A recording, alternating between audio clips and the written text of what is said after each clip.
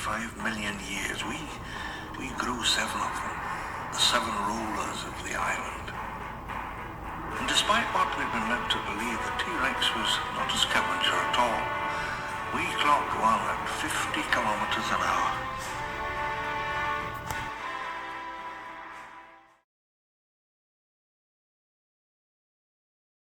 The Tyrannosaurus rex is one of the most iconic dinosaur species in the Jurassic franchise, appearing in all 7 of the films and most of the spin-off television shows.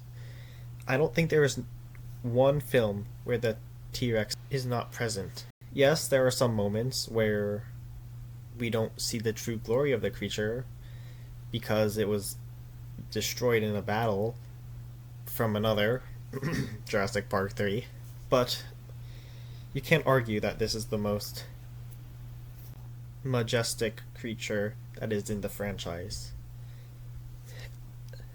The design of the Tyrannosaurus rex is more reptilian and boxy. And in most of the films, it is shown to be like a very robust creature. In universe, the height of the T-Rex is around 15 to 20 feet tall, and with a length of 40 feet from the nose to the tail.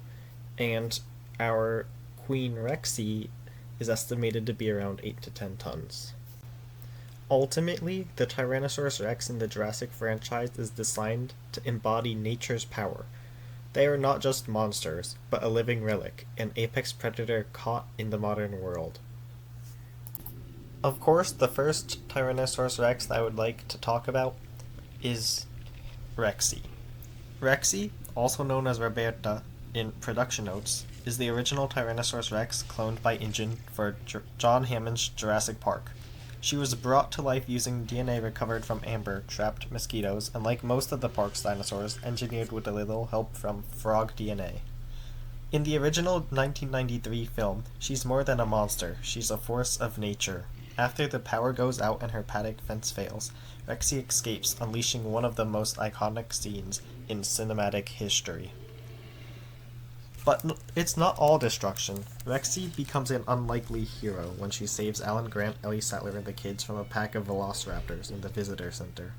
With that final triumphant roar beneath the falling, when dinosaurs ruled the earth banner, she cements her place as the queen of the franchise.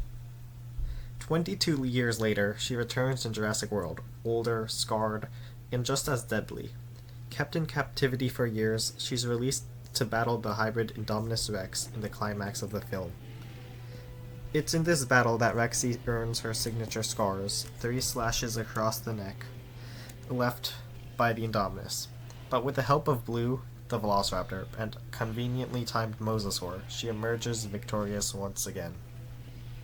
In Fallen Kingdom, she's rescued from Isla Nublar just before the volcanic eruption, and for the first time in the franchise, she's brought to the mainland permanently.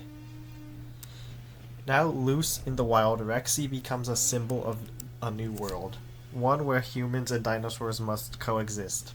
In Jurassic World Dominion, she returns to the spotlight once more for a final time to team up with the Tyrannosaurus to take down a common enemy, the Giganotosaurus. From Isla Nublar to the modern world, Rexy has survived extinction not once, but twice. She's more than a T-Rex, she's the living legacy of Jurassic Park, and in the end, she's still standing.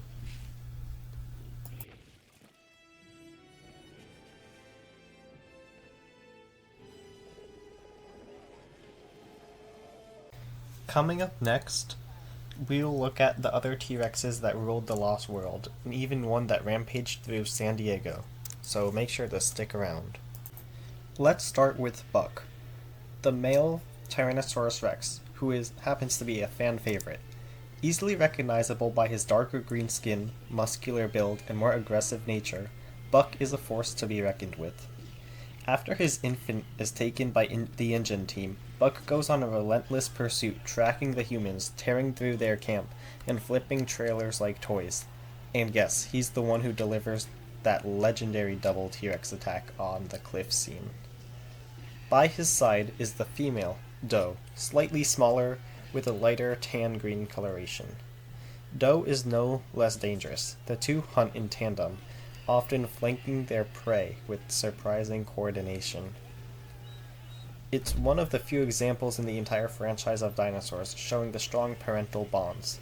They don't just want to kill, they want their child back. Their baby, affectionately known by fans as Junior, is the driving force of their rampage. Injured by Ludlow and taken as bait, the infant is later returned, but the damage is done. InGen makes a massive mistake, transporting Buck to San Diego to debut a new Jurassic Park. What follows is pure chaos. Buck escapes, who could have imagined that, crashes through the city, and goes full kaiju on the suburbs. In the end, the family is reunited. Ludlow, the man who took their baby, becomes prey, fed to Junior as a final, brutal message. And Buck, Doe, and their offspring are returned to Isla Sorna, free to rule the island once more. Buck and Doe only made one more appearance on the big screen at the end of Dominion, where they were united with Rexy for the first time since they were born back on Isla Sorna, I think in '89.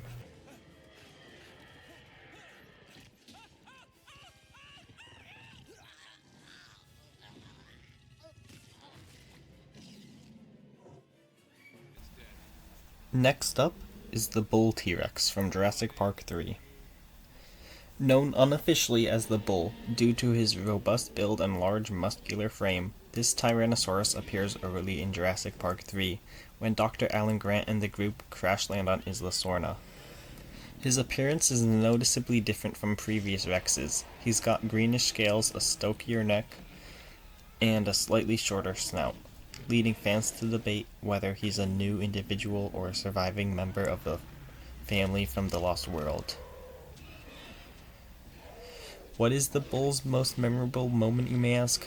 Well, in a brutal battle with the Spinosaurus, a very controversial scene in the franchise, the two apex predators clash in a fast-paced, vicious fight.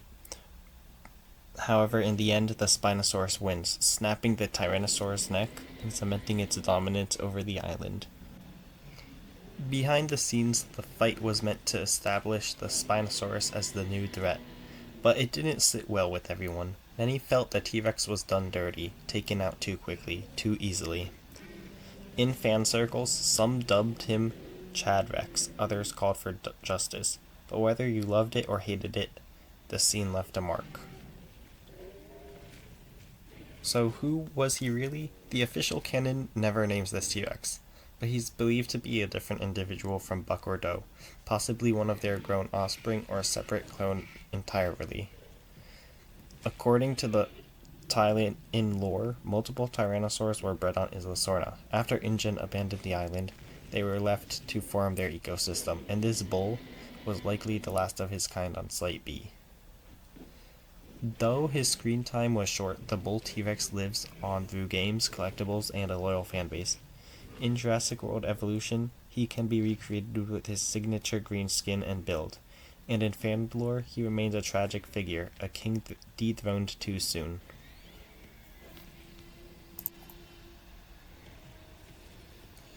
Big E.T. makes her first appearance in Season 4 of Camp Cretaceous, set after the events of Jurassic World. She is not Rexy, but a separate Tyrannosaur who was bred on Isla Sorna, but then relocated to Manticore Island. She's distinguishable by her dull, bluish-gray skin, more uniform tone, and a slightly bulkier proportions. Like Rexy, she has her own signature scars that she received while being fought against the Kentrosaurus Pierce.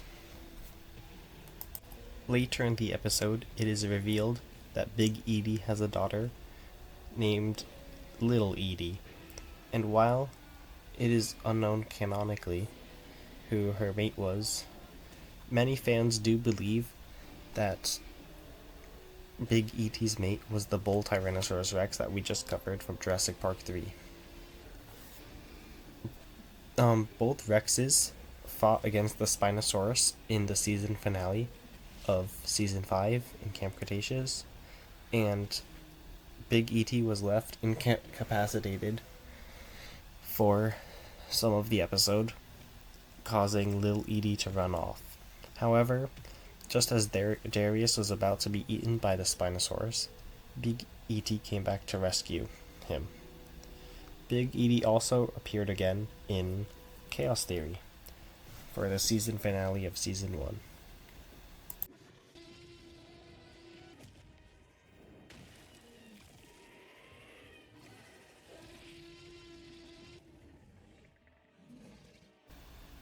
Next up, we have the largest Tyrannosaurus Rex in the series, and that is T-Rex Ember. Ember was the newest addition to the franchise in Jurassic World Rebirth, and he was a male Rex. He was this huge, monolithic Rex, very buff. He has, I think, scutes going down his back, and he has more pronounced nasal ridges, I think. But he's just huge, and I think is very confusing in the scene because due to the director's decisions, the size of the Rex kind of changed. But anyways, he debuted in Jurassic World Rebirth, and he's the native Rex of Isle Saint-Hubert, which is a French island owned by InGen. It is unknown the origins of this Rex. Behind the scenes photos revealed that this Rex was possibly a hybrid, which is weird to think about because this is probably the first Rex they were testing on to create the Indominus Rex. The scene that Ember was in was the river raft scene, which was a great scene. I really loved it. It really made the Rex feel like an animal rather than a monster. However, I think the scene was based off of the raft scene from the Jurassic Park novel by Michael Crichton, which is also really cool. And I think a lot of people just love Ember now because of the design, the grayish green design that it has with hints of yellow, and again, the size. I did put a poll recently asking who would win in a fight, Buck or Ember, and I think the results were pretty close. I don't really remember it too well what the results were, but there were a lot of people, there was a few people arguing. And that had close to 200 votes, I think, so that was pretty cool. But anyways, it is unknown if Ember is one of the original 7 Rexes that were created on Isla Sorna, and then he was later transferred from Sorna to Isle Saint-Hubert. But that is Ember, and now we'll move on to our final Rex. Finally, I'm going to be talking about the prologue Rex that we saw at the beginning of Jurassic World Dominion. This Rex was a feathered Rex, but very similar in appearance to the other Rexes that were in the universe. However, due to the added amphibian genomes to the Jurassic Park and World Rexes, they lost their feathers. The proto-feather fur that covered its body. However, the rest of the animal, I guess, stays the same, so it's mostly prehistorically accurate in that universe.